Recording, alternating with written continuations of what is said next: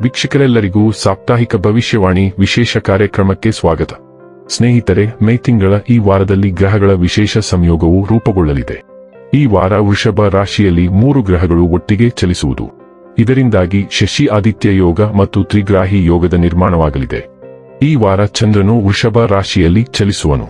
ವೃಷಭ ರಾಶಿಯಲ್ಲಿ ಈ ಮೊದಲೇ 2 ಶುಭ ಗ್ರಹಗಳಾದ ಸೂರ್ಯ ಮತ್ತು ಬುಧ ಚಲಿಸುತ್ತಿದೆ.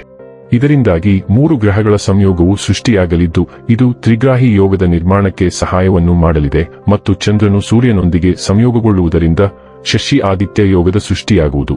ಜ್ಯೋತಿಷ್ಯ ಶಾಸ್ತ್ರದಲ್ಲಿ ಶಶಿ ಆದಿತ್ಯ ಯೋಗವನ್ನು ರಾಜಯೋಗಕ್ಕೆ ಹೋಲಿಸಲಾಗಿದೆ. ಈ ಯೋಗವು ಅತ್ಯುತ್ತಮವಾದ ಫಲವನ್ನು ನೀಡುವುದು ಎಂದು ಹೇಳಲಾಗುತ್ತದೆ.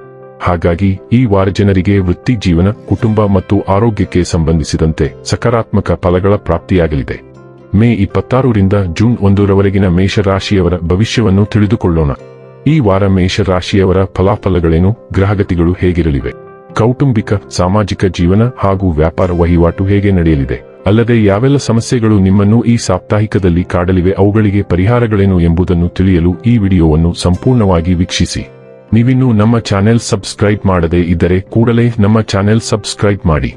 ಹೆಚ್ಚಿನ ವಿಡಿಯೋ ಅಪ್ಡೇಟ್ಗಾಗಿ ಪಕ್ಕದ ಬೆಲ್ ಐಕಾನ್ ಬಟನ್ ಕ್ಲಿಕ್ ಮಾಡಿ. ವಂಶ ಪಾರಂಪರ್ಯ ಜ್ಯೋತಿಷ್ಯರು ನಂಬರ್ 1 ವಶೀಕರಣ ಸ್ಪೆಷಲಿಸ್ಟ್. ವೃತ್ತಿ, ಉದ್ಯೋಗ, ಮದುವೆ, ಹಣಕಾಸಿನ ಸಮಸ್ಯೆ, ವ್ಯಾಪಾರ, ಆರೋಗ್ಯ ಸಮಸ್ಯೆಗಳಿಗೆ ಫೋನಿನ ಮೂಲಕ ಪರಿಹಾರ. ಇಂದೇ ಕರೆ ಮಾಡಿ. ಸ್ನೇಹಿತರೆ, 2ನೇ ಮನೆಯಲ್ಲಿ ಬುಧ ಸೂರ್ಯ ಇರುವುದರಿಂದ ಧನಲಾಭ, ಕುಟುಂಬ ಸೌಖ್ಯ ಇದೆ. ರಾಹು ಕೂಡ ಲಾಭಸ್ಥಾನಕ್ಕೆ ಬಂದಿರುವುದು ಸಾಡೆಸಾತಿ ಸಮಯದಲ್ಲೂ ಕೊಂಚ ಲಾಭಕರವಾಗಿದೆ. ಹಣಕಾಸಿನ ಸ್ಥಿತಿ ಸುಧಾರಿಸುತ್ತದೆ. ಲಾಭಸ್ಥಾನದ ರಾಹು ಆಪತ್ತುಗಳಿಂದ ರಕ್ಷಿಸುತ್ತಾನೆ.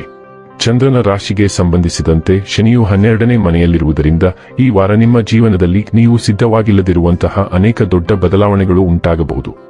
ಈ ಕಾರಣದಿಂದಾಗಿ ಜೀವನದ ನಿಮ್ಮ ದೃಷ್ಟಿಕೋನವು ಸ್ವಲ್ಪ ಅಪ್ರಸನ್ನವಾಗಿ ಕಾಣುತ್ತದೆ ಮತ್ತು ನೀವು ನಕಾರಾತ್ಮಕತೆಯಿಂದ ಸುತ್ತುವರಿದಿರುವಂತೆ ಭಾವಿಸುವಿರಿ.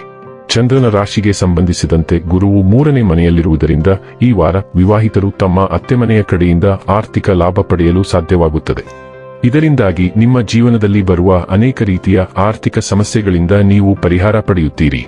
ಅಂತಹ ಪರಿಸ್ಥಿತಿಯಲ್ಲಿ ಈ ಹಣವನ್ನು ಸರಿಯಾದ ಸ್ಥಳದಲ್ಲಿ ಹೂಡಿಕೆ ಮಾಡುವಾಗ ಯೋಚಿಸಲು ಸಮಯ ತೆಗೆದುಕೊಳ್ಳುವಂತೆ ನಿಮಗೆ ಸೂಚಿಸಲಾಗುತ್ತದೆ. ಇಲ್ಲದಿದ್ದರೆ ನೀವೇ ಹಾನಿ ಮಾಡಿಕೊಳ್ಳಬಹುದು. ನಿಮ್ಮ ಕುಟುಂಬ ಅಥವಾ ಸ್ನೇಹಿತರೊಂದಿಗೆ ಪಿಕ್ನಿಕ್ ಮಾಡಲು ಈ ವಾರ ಸೂಕ್ತವಾಗಿದೆ. ಇದು ನಿಮ್ಮ ಮನಸ್ಸನ್ನು ಸರಾಗಗೊಳಿಸುವುದಲ್ಲದೆ ಅವರೊಂದಿಗೆ ನಿಮ್ಮ ಸಂಬಂಧವನ್ನು ಇನ್ನಷ್ಟು ಸುಧಾರಿಸಲು ಸಹ ಸಹಾಯ ಮಾಡುತ್ತದೆ. ಈ ವಾರ ನಿಮ್ಮ ಸಂಬಳ ಹೆಚ್ಚಳದ ಉತ್ತಮ ಸುದ್ದಿಯನ್ನು ಪಡೆಯಲು ನಿಮಗೆ ಸಾಧ್ಯವಾಗುತ್ತದೆ.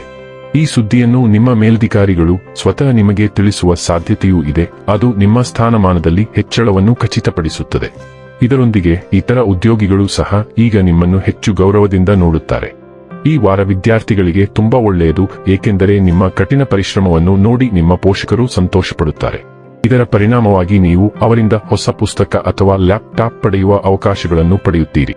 ಇದರೊಂದಿಗೆ ನಿಮ್ಮ ಅಧ್ಯಯನವನ್ನು ಮೊದಲಿಗಿಂತ ಹೆಚ್ಚು ಏಕಾಗ್ರತೆಯಿಂದ ಮಾಡಲು ನಿಮಗೆ ಸಾಧ್ಯವಾಗುತ್ತದೆ. ಈ ವಾರದಲ್ಲಿ ಮಿಥುನ ರಾಶಿಯಲ್ಲಿ ಬುಧನ ಜೊತೆ ಪ್ರಬಲವಾದ ಅಮಾವಾಸ್ಯೆ ಇದ್ದು, ಆದ್ದರಿಂದ ಬಹಳ ಮಹತ್ವದ ವಾರಕ್ಕೆ ಸಿದ್ಧರಾಗಿ. ಅಮಾವಾಸ್ಯೆ ಹೊಸ ಆರಂಭಗಳನ್ನು ಸೂಚಿಸುತ್ತದೆ. ಆದ್ದರಿಂದ ನೀವು ನಿಮ್ಮ ದೈನಂದಿನ ಸಂವಹನಗಳಿಗೆ ಸಂಬಂಧಿಸಿದ ಹೊಸ ಆರಂಭಗಳನ್ನು ನಿರೀಕ್ಷಿಸಬೇಕು.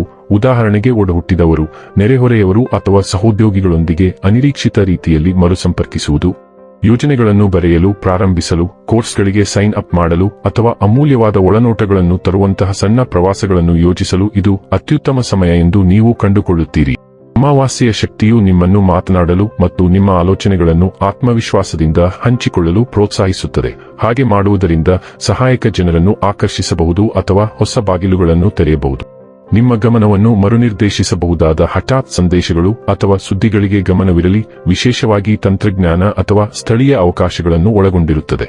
ಆದಾಗ್ಯೂ ಚಂದ್ರ ಮತ್ತು ಬುಧದ ಸಾಮೀಪ್ಯವು ನಿಮ್ಮನ್ನು ಚಿಂತನಶೀಲರನ್ನಾಗಿ ಮಾಡಬಹುದು, ಆದ್ದರಿಂದ ನೀವು ಅದರ ಬಗ್ಗೆ ಕಾಳಜಿ ವಹಿಸಬೇಕು. ಶುಕ್ರನ ಸಂಚಾರವು ನಿಮ್ಮ ರಾಶಿಯ ಮೂಲಕ ಚಲಿಸುತ್ತಿದೆ. ಇದು ನಿಮ್ಮನ್ನು ದೊಡ್ಡ ಸಮುದಾಯಕ್ಕೆ ಗೋಚರಿಸುವಂತೆ ಮಾಡುತ್ತದೆ. ನೀವು ನಿಮ್ಮನ್ನು ಪ್ರಸ್ತುತಪಡಿಸುವ ವಿಧಾನವು ನಿಮ್ಮ ಸಂಬಂಧಗಳ ಮೇಲೆ ನೇರ ಪರಿಣಾಮ ಬೀರುತ್ತದೆ. ಆದ್ದರಿಂದ ಸ್ವಯಂಕಾರೈಕೆ ಮತ್ತು ಶೈಲಿಯ ಸುಧಾರಣೆಗಳಲ್ಲಿ ಸಮಯವನ್ನು ಹೂಡಿಕೆ ಮಾಡುವುದು ಫಲ ನೀಡುತ್ತದೆ. ಶುಕ್ರವು ರಾಜತಾಂತ್ರಿಕತೆಯನ್ನು ಸಹ ಬೆಂಬಲಿಸುತ್ತದೆ. ಸೂಕ್ಷ್ಮ ಸಂದರ್ಭಗಳನ್ನು ಅನುಗ್ರಹದಿಂದ ನಿರ್ವಹಿಸಲು ನಿಮಗೆ ಅನುವು ಮಾಡಿಕೊಡುತ್ತದೆ. ಈಗಾಗಲೇ ಸಂಬಂಧದಲ್ಲಿರುವವರಿಗೆ ನಿಮ್ಮ ಬಾಂಧವ್ಯವನ್ನು ಗಾಢವಾಗಿಸಲು ಉಷ್ಣತೆ ಮತ್ತು ಪ್ರೀತಿಯ ಕ್ಷಣಗಳನ್ನು ನಿರೀಕ್ಷಿಸಿ. ಒಂಟಿ ವ್ಯಕ್ತಿಗಳು ಅಭಿಮಾನಿಗಳನ್ನು ಸುಲಭವಾಗಿ ಆಕರ್ಷಿಸಬಹುದು, ಆದರೆ ಮುಖ್ಯ ವಿಷಯವೆಂದರೆ ಅಧಿಕೃತವಾಗಿರುವುದು ಮತ್ತು ನಿಮ್ಮ ನಿಜವಾದ ವ್ಯಕ್ತಿತ್ವವನ್ನು ಬೆಳಗಿಸುವುದು. ಈ ಸಂಚಾರವು ಸ್ವಪ್ರೀತಿ ಮತ್ತು ಇತರರನ್ನು ಪೋಷಿಸುವ ನಡುವಿನ ಸಮತೋಲನವನ್ನು ಆದ್ಯತೆ ನೀಡಲು ನಿಮ್ಮನ್ನು ಪ್ರೋತ್ಸಾಹಿಸುತ್ತದೆ. ಮಂಗಳವು ನಿಮ್ಮ 5ನೇ ಮನೆಯನ್ನು ಆಕ್ರಮಿಸುತ್ತಿರುವುದರಿಂದ ಹೆಚ್ಚಿನ ಉತ್ಸಾಹ ಮತ್ತು ಕೆಲಸ ಇರುತ್ತದೆ. ನೀವು ಹೊಸ ಕೋರ್ಸ್ಗಳು ಅಥವಾ ಹೊಸ ಹವ್ಯಾಸಗಳನ್ನು ಪ್ರಾರಂಭಿಸಲು ಪ್ರಯತ್ನಿಸುತ್ತೀರಿ ಮತ್ತು ನೀವು ಅದರಲ್ಲಿ ಸಾಕಷ್ಟು ಸಮಯ ಮತ್ತು ಶಕ್ತಿಯನ್ನು ವ್ಯಯಿಸುತ್ತೀರಿ. ಆದಾಗ್ಯೂ ಹಠಾತ್ ನಿರ್ಧಾರಗಳು ಅಥವಾ ಅಸಹನೆಯಿಂದ ಉಂಟಾಗುವ ಸಂಘರ್ಷಗಳ ಬಗ್ಗೆ, ವಿಶೇಷವಾಗಿ ಪ್ರೀತಿ ಅಥವಾ ಮಕ್ಕಳೊಂದಿಗಿನ ವ್ಯವಹಾರಗಳಲ್ಲಿ ಜಾಗರೂಕರಾಗಿರಿ. ಅನಗತ್ಯ ಒತ್ತಡವನ್ನು ತಪ್ಪಿಸಲು ಈ ಉರಿಯುತ್ತಿರುವ ಶಕ್ತಿಯನ್ನು ದೈಹಿಕ ವ್ಯಾಯಾಮ ಅಥವಾ ಕಲಾತ್ಮಕ ಮಾರ್ಗಗಳಾಗಿ ಹರಿಸಿ. ನಿಮ್ಮ ಕ್ರಿಯಾತ್ಮಕ ವಿಧಾನವು ಈಗ ಪ್ರಗತಿಯನ್ನು ತರುವ ಸಾಮರ್ಥ್ಯವನ್ನು ಹೊಂದಿದೆ, ಆದರೆ ಈ ಪ್ರಬಲ ಆವೇಗವನ್ನು ಹೆಚ್ಚು ಬಳಸಿಕೊಳ್ಳಲು ತಾಳ್ಮೆಯೊಂದಿಗೆ ಉತ್ಸಾಹವನ್ನು ಸಮತೋಲನಗೊಳಿಸಿ. ಇನ್ನು ಕೊನೆಯದಾಗಿ ಮಾಡಿಕೊಳ್ಳಬೇಕಾದ ಉಪಾಯಗಳ ಕುರಿತು ನೋಡುವುದಾದರೆ, ಪ್ರತಿದಿನ 11 ಬಾರಿ ಓಂ ಹನುಮತೇ ನಮಃ ಎಂದು ಜಪಿಸಿ. ವೀಕ್ಷಕರೇ, ಇದಾಗಿತ್ತು ಮೇಷರಾಶಿಯ ಜಾತಕದವರ ಮೇ 26 ರಿಂದ ಜೂನ್ 1 ರವರೆಗಿನ ಫಲದ ಮಾಹಿತಿ ಇಷ್ಟವಾದರೆ ವಿಡಿಯೋವನ್ನು ಲೈಕ್ ಮತ್ತು ಶೇರ್ ಮಾಡಿ. ಹಾಗೆ ಚಾನೆಲ್ ಸಬ್ಸ್ಕ್ರೈಬ್ ಮಾಡುವುದರ ಜೊತೆಗೆ ನಿರಂತರ ವಿಡಿಯೋ ಅಪ್ಡೇಟ್ಸ್ಗಳಿಗಾಗಿ ಪಕ್ಕದ ಬೆಲ್ ಐಕಾನ್ ಕ್ಲಿಕ್ ಮಾಡಿ.